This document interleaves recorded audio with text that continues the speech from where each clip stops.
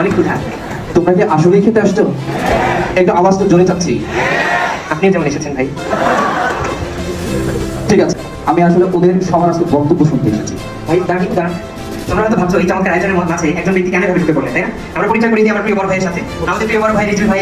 দেশের অগণিত ছাত্রছাত্রী যখন অনুভব করছিল হাজার হাজার শিক্ষার্থীর স্বপ্ন পূরণের কারিগর, কোচিং জগতের শীর্ষ নাম রেটিনা মেডিকেল অ্যান্ড ডেন্টাল ভর্তি কোচিং। শিক্ষার আলো ছড়িয়ে দিতে রেটিনার